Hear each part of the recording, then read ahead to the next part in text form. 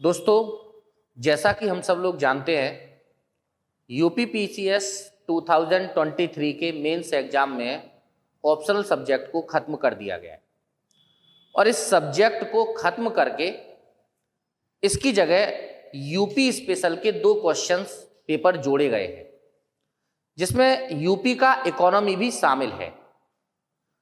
तो दोस्तों, ये जो सीरीज है, इस सीरीज के माध्यम से मैं आप लोगों को यूपी में जो करंट से रिलेटेड इकोनॉमी के इश्यूज हैं उनसे रिलेटेड कुछ क्वेश्चंस कराऊंगा।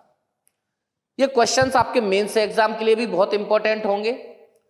आप देखेंगे पिछले 3, 4 या 5 साल से लगातार करंट का एक अच्छा पोर्शन यूपीपीसीएस मेंस एग्जाम में रहता है। तो ये सारे क्वेश्चंस करंट से रिलेटेड होंगे, मेंस एग्जाम के लिए इंपॉर्टेंट होंगे। साथ ही साथ ये जो हार्डली 20 से 25 क्वेश्चंस मैं आप लोगों को इस सीरीज के माध्यम से कराऊंगा, इससे आपका पूरा यूपी का करंट भी कवर हो जाएगा। दोस्तों, आज इस सीरीज की दूसरी क्लास है और इस सेकंड क्लास में हम लोग आज क्वेश्चन करने वाले हैं, भारत 2023 में G20 की मेजबानी कर रहा है। इससे उत्तर प्रदेश राज्य को होने वाले संभावित लाभों की विवेचना करो। यानी क्वेश्चन है कि आपको पता होना चाहिए कि 2023 में जो हमारा इंडिया है वो होस्ट कंट्री है G20 का। तो इससे यूपी को कौन कौन से लाभ होंगे या कौन कौन से संभावित लाभ हो सकते हैं, उस पर आपसे क्वेश्चन पूछा जा सकता है। दोस्तों, सबसे पहले मैं बात कर लूं G20 की, तो ये वास्तव में 19 वर्ल्ड की जो सबसे बिगेस्ट इकोनॉमी है, उसके साथ साथ यूरोपियन यूनियन, इनको मिलाकर के 20 देशों का ये एक समूह है जो 1999 में फॉर्म किया गया था। और दोस्तों, इसके फॉर्म का उद्देश्य था कि ग्लोबल मार्केट पर कोई फाइनेंशियल क्राइसिस आती है तो उस प्रॉब्लम को सॉर्ट आउट करने के लिए G20 एक मंच प्रदान कर सके। इसको लेकर के G20 की स्थापना की गई। 2023 में इंडिया इस G20 का होस्ट कंट्री है। आप लोग देखेंगे कि यूपी के 4 शहर, जिसमें मैं बात करूं आगरा, सेकंड लखनऊ, थर्ड वाराणसी,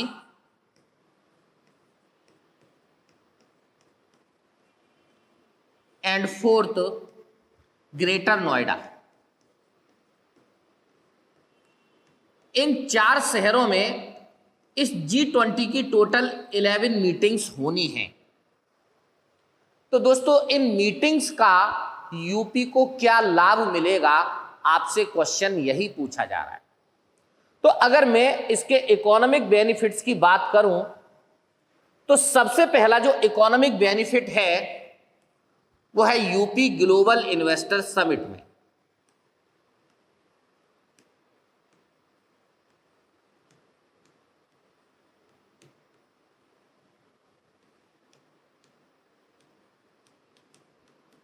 आपको ये पता होना चाहिए कि फरवरी 2023 में यूपी ने ग्लोबल इन्वेस्टर समिट की है और इस ग्लोबल इन्वेस्टर समिट में टोटल वर्ल्ड के 16 कंट्रीज ने पार्टिसिपेट किया है।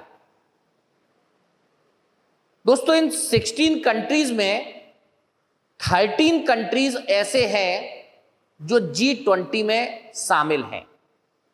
और आपको ये पता होना चाहिए कि ये जो ग्लोबल इन्वेस्टर समिट 2023 यूपी में हुई है, इस समिट में टोटल 33.5 लाख करोड़ 33.5 लाख करोड़ रुपीस का टोटल इन्वेस्टमेंट होना है। दोस्तों, इतना बड़ा इन्वेस्टमेंट G20 की वजह से भी आप कह सकते हैं कि ये जो ग्लोबल इन्वेस्टर समिट है उसका जो सफलता है वो G20 के बेसिस पर ही रही है। इतना बड़ा इन्वेस्टमेंट आता है तो आप समझ सकते हैं कि यूपी की जीडीपी में कितना बड़ा बूम आएगा।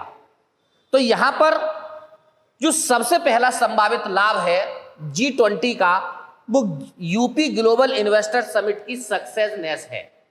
सेकंड अगर मैं बात करता हूं इसका सेकंड बेनिफिट क्या है, तो सेकंड बेनिफिट इसका कल्चरल है, सांस्कृतिक विरासत है।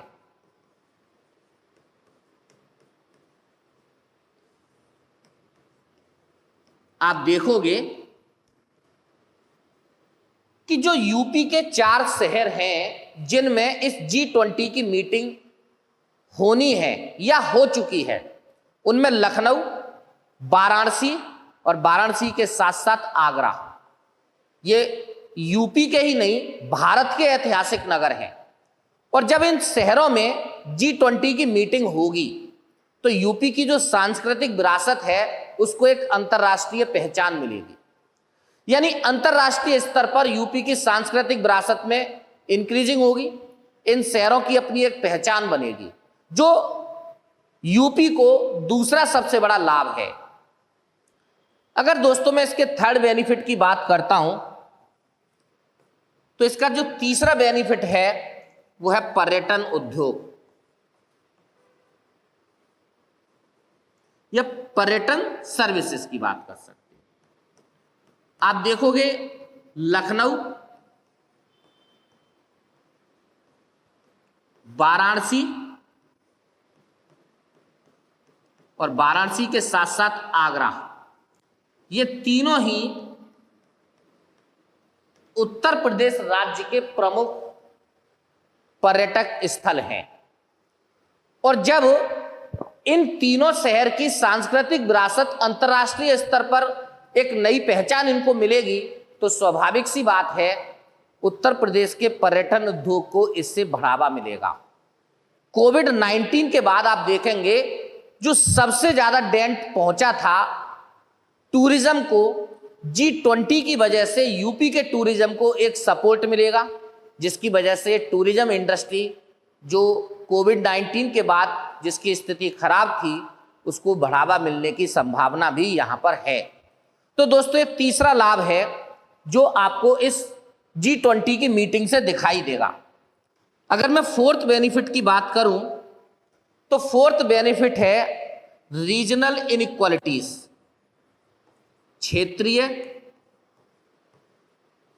असमानताओं में कमी।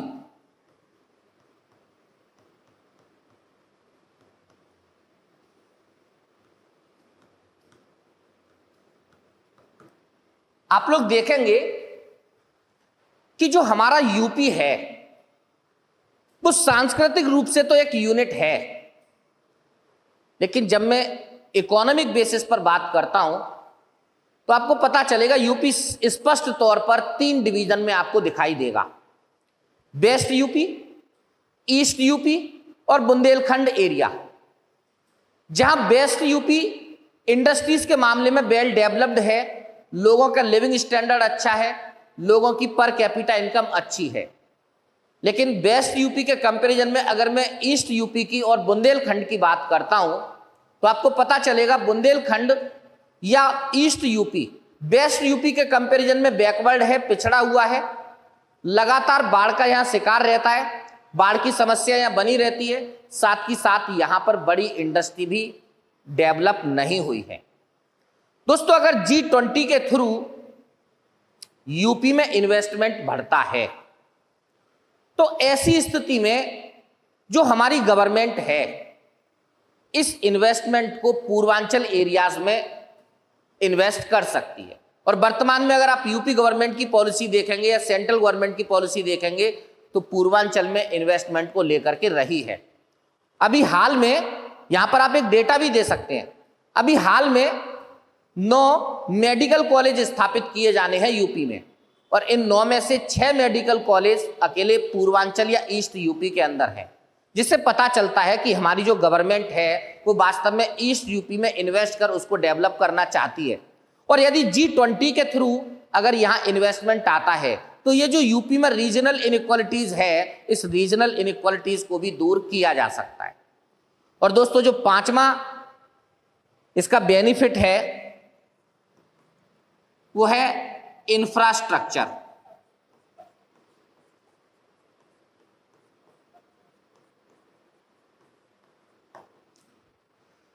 G20 के थ्रू आप लोग देखेंगे रिन्यूएबल एनर्जी में काफी ज्यादा इन्वेस्टमेंट को लेकर के समझौता ज्ञापन पर साइन किए गए हैं।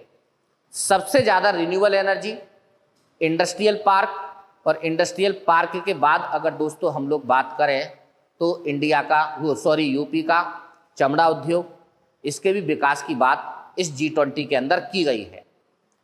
तो आप इन उद्योगों को डेवलप करना चाहते हैं तो इंफ्रास्ट्रक्चर आपको डेवलप करना पड़ेगा, और जिसमें रिन्यूएबल एनर्जी सबसे बड़ा योगदान दे सकता है। जो ग्लोबल इन्वेस्टर समिट के अंदर जितने भी समझौता ज्ञापन पर साइन हुए हैं उनमें सबसे ज्यादा जो एग्रीमेंट है वो रिन्यूएबल एनर्जी को लेकर के ही है। इसके बाद इंडस्ट्रियल पार्क को लेकर के हैं, लॉजिस्टिक को लेकर के हैं, और ये सारी चीजें इंफ्रास्ट्रक्चर से जुड़ी हुई हैं। अगर G20 का आयोजन इंडिया में सफल रहता है तो डेफिनेटली यूपी के अंदर इंफ्रास्ट्रक्चर में आप ग्रोथ देखेंगे, इन्वेस्टमेंट के थ्रू यूपी में इंफ्रास्ट्रक्चर की ग्रोथ देखेंगे।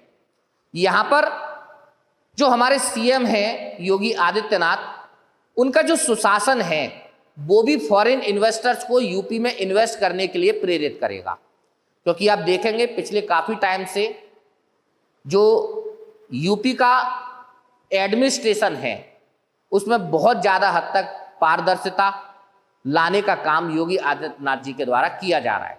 तो अगर ये सारी चीजें होती हैं तो G20 का यूपी को एक बड़ा लाभ मिल सकता है।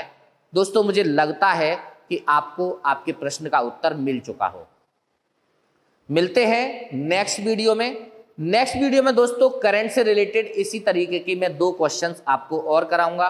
हार्डली 10 to 12 क्लासेस होंगी जिसमें आपको 20 क्वेश्चंस में जो करंट के इश्यूज हैं उनसे रिलेटेड आपको कराऊंगा, जिसमें एग्रीकल्चर पॉलिसी भी है, स्टार्टअप पॉलिसी भी है, MSME पॉलिसी भी है यूपी PCS की। तो मिलते हैं दोस्तों नेक्स्ट वीडियो में, तब तक के लिए मुझे आज्ञा दीजिए। धन्यवाद।